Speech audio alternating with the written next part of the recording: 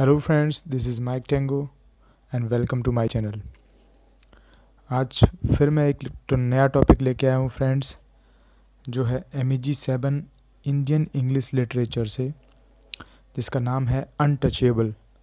बहुत ही famous story है और एग्ज़ाम्स में आने की पूरी संभावना है और ये मोस्टली सारे एग्ज़ाम्स में आता है, तो इसलिए मैं इस टॉपिक को लेके आया हूँ फ्रेंड्स। तो ये है अनटचेबल, रिटन बाय मुल्क राज आनंद। तो अनटचेबल के बारे में जानने से पहले हम कुछ अपने जो राइटर हैं उनके बारे में जान लेते हैं। मुल्क राज आनंद, जो कि 1905 में पैदा हुए और 2004 में इनकी मृत्यु हुई। बॉर्न इन पेशावर में ये जन्मे थे, जो कि अभी पाकिस्तान में है, एंड डाइड इन पुणे।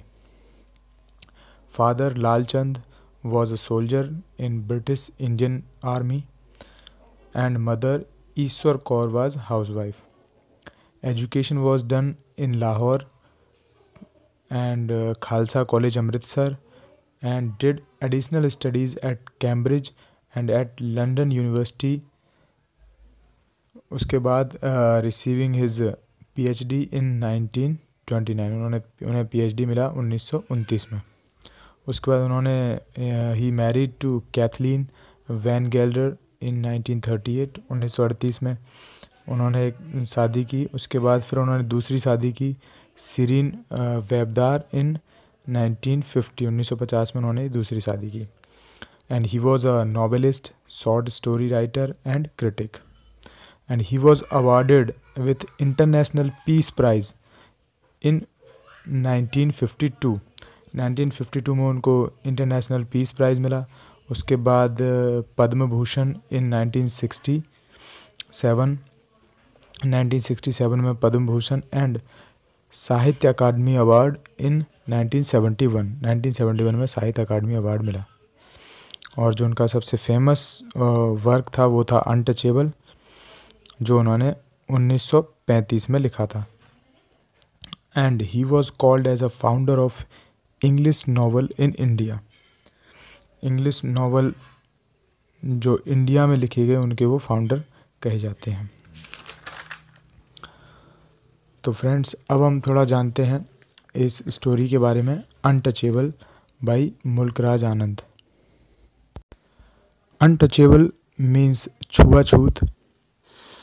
तो it was the first novel of Anand written under the influence of James Joyce. James Joyce जो बहुत ही महान राइटर थे, उनसे काफ़ी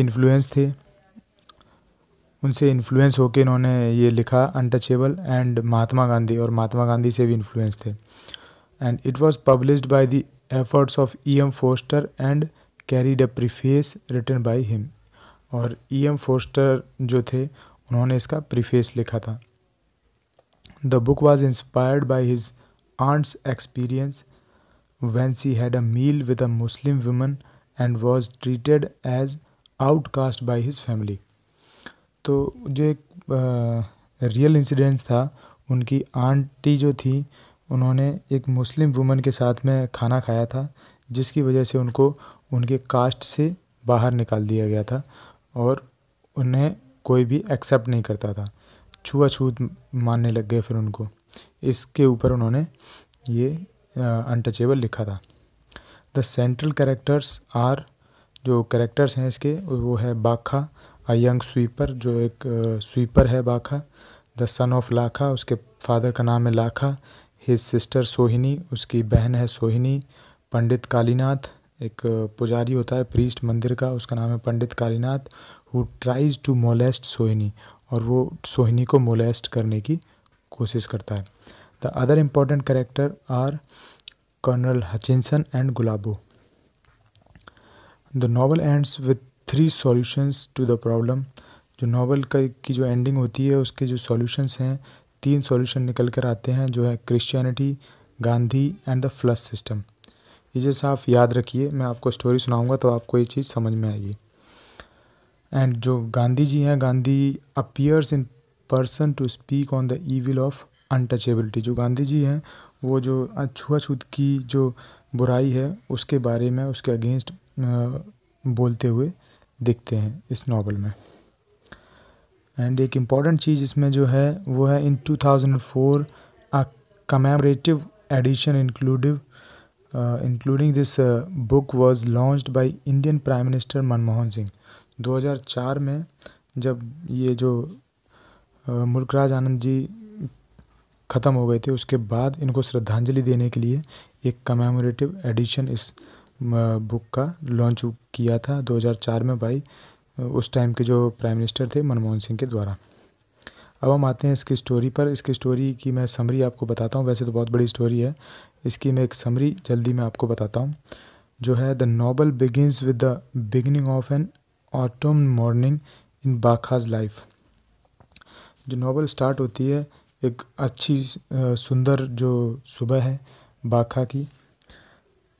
बट जो बाखा इज़ द सन ऑफ लाखा, लाखा का लड़का होता है बाखा, हु इज़ द जमींदार। जो उसका पिता है वो जमादार होता है। जमादार मीन्स जो स्वीपर होते हैं उनका उनके ऊपर वो मालिक होता है, और वो भी मतलब एक तरीके का स्वीपर ही है, बट उनमें थोड़ा सा सीनियर होता है। Of all the sweepers of the town and containment, जो एक टाउन होता है वहाँ पे ये लोग सफाई करते हैं, और पास में ही कैंटोनमेंट होता है, आर्मी कैंट, वहाँ पे भी वो सफाई करते हैं। The chief duty of Bakha is to clean the 3 rows of public latrine daily. जो बाखा की जो मेन ड्यूटी होती है वो होती है, एक रो होती है, तीन रोज़ होती हैं पब्लिक लेटरिन की, जो उसको डेली साफ़ करनी होती हैं। अब इसमें एक इम्पॉर्टेंट कैरेक्टर है हवलदार चरत सिंह। हवलदार चरत Singh the hockey player of 38th Dogra regiment. 38th Dogra regiment में होता है हवलदार चरत सिंह। ही सफ़र्स फ्रॉम पाइल्स, उसको पाइल्स होती हैं। एंड एक्यूजेज बाखा फॉर हिज एलमेंट, और वो बाखा के ऊपर चिल्लाता है कि तुमने ये जो लेटरिन है वो साफ़ नहीं की है और मुझे बहुत प्रॉब्लम होती है ये वो। He ask him to clean the latrine and abuses him for not cleaning it before hand. Bakha impresses Charat Singh with his efficiency and quickness of job. और जो बाखा है वो अपनी जो जल्दी जो अच्छे से काम करता है और जल्दी सफाई कर देता है, उससे वो जो चरत सिंह है, हवलदार चरत सिंह, उसको वो इम्प्रेस कर लेता है। अब सोहिनी सिस्टर ऑफ बाखा was very pretty young girl. जो सोहिनी होती है वो बाखा की सिस्टर होती है, काफ़ी सुंदर होती है। And one day Pandit Kalinath tries to molest her. जो पंडित कालीनाथ होता है वो मंदिर का पुजारी होता है, वो उसको मोलेस्ट करने की कोशिश करता है। When she start screaming for help. Actually होता ये है कि जो सोहिनी है वो पानी मांगने के लिए जाती है उसके यहाँ, क्योंकि पानी जो है उसको भरने नहीं दिया जाता है कुएं से डायरेक्ट, क्योंकि वो छुआछूत से बिलोंग करते हैं सभी, तो मांगते हैं। बट पुजारी जो है पानी देने के बजाय उससे एक शर्त रखता है कि पानी मैं एक शर्त पे दूंगा कि तुम्हें मेरे जो मंदिर का जो कोर्टयार्ड बोलते हैं, जो आंगन है, वो साफ़ करना पड़ेगा कल आके। तो राज़ी हो जाती है और पानी लेके चली जाती है। नेक्स्ट डे वो जब साफ़ करने जाती है तो वो उसको मोलेस्ट करने की कोशिश करता है, और जब वो मना करती है और वहाँ से चिल्लाने लगती है वहाँ, तो उससे ज़्यादा तेज़ आवाज़ में वो पंडित चिल्लाने लग जाता है।